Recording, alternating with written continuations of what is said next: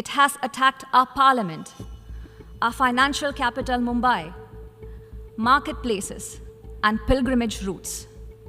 India's crimes in IIOJK are heinous and committed with impunity. Yesterday, the Pakistani and Indian envoy to the UN clashed over the issue of Jammu and Kashmir, accusing each other of wider human rights abuses and terrorism. This assembly regrettably witnessed a travesty this morning. India continues to peddle a false narrative in this forum.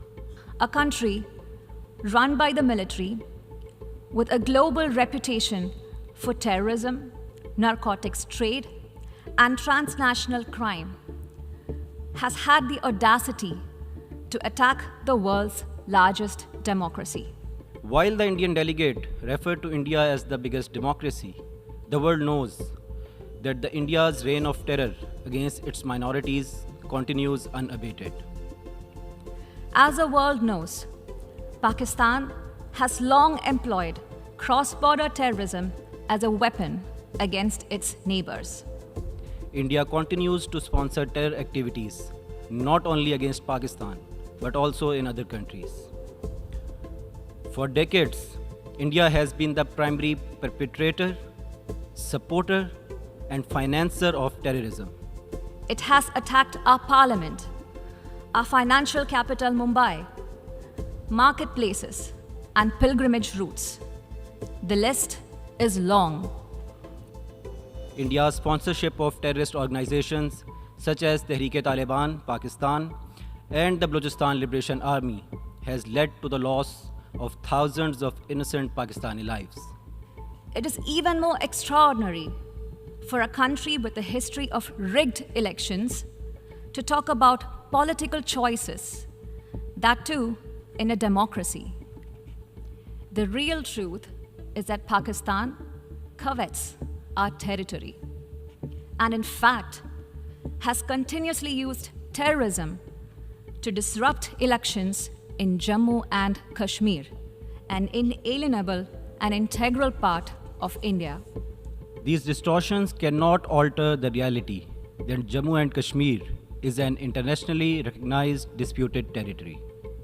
It has never been, nor will ever be, a part of India, nor is it an internal matter. The United Nations Security Council, through numerous resolutions, has unequivocally called for a free, impartial plebiscite to enable the people of Jammu and Kashmir to exercise their inalienable right to self-determination. India is obligated under Article 25 of the UN Charter to implement these resolutions. Yet, instead of honoring its obligations, India has chosen the path of repression, subjecting the legitimate aspirations of the Kashmiri people for self-determination through a brutal and oppressive occupation. There can be no compact with terrorism.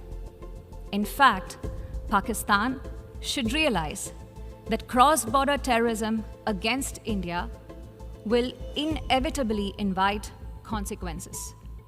It is ironic that a country which uses terrorism as an instrument of state policy against its neighbors should attempt to point fingers at others. India, which has been sponsoring terrorism and orchestrating assassination campaigns, is hardly in a position to lecture others on this issue. It is ridiculous that a nation that committed genocide in 1971 and which persecutes its minorities relentlessly even now dare speak about intolerances and phobias. The world can see for itself what Pakistan really is. Mr. President, the delegation of India referred to the events of 1971, which were not a question of genocide, but of India's foreign aggression and attack on national sovereignty and territorial integrity of Pakistan.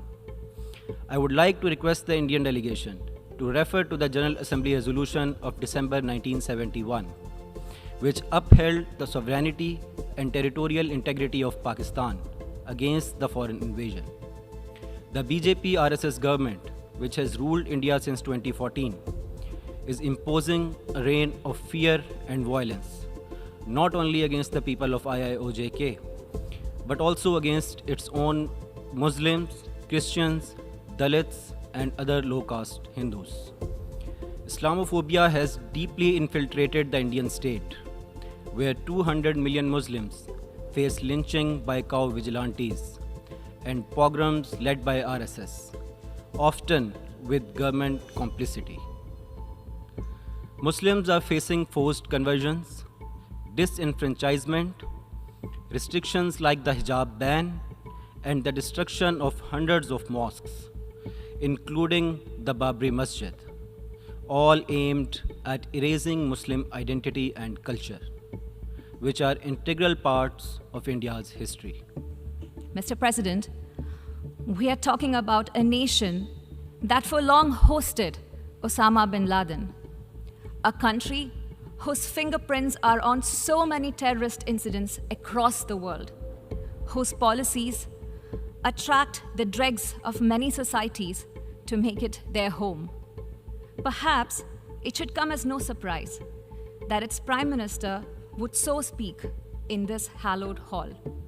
Yet, we must make clear how unacceptable his words are to all of us. Pakistan has shared irrefutable evidence of India's involvement in terrorism with the international community. The arrest and conviction of Kulbhushan Yadav, a serving Indian naval officer and an operative of India's intelligence agency RAW, is irrefutable evidence of India's state-sponsored terrorism against Pakistan, including targeted assassinations in Pakistan. Now, the Indian terrorist franchise has gone global, with assassinations and attempted murders of political dissidents on North American soil.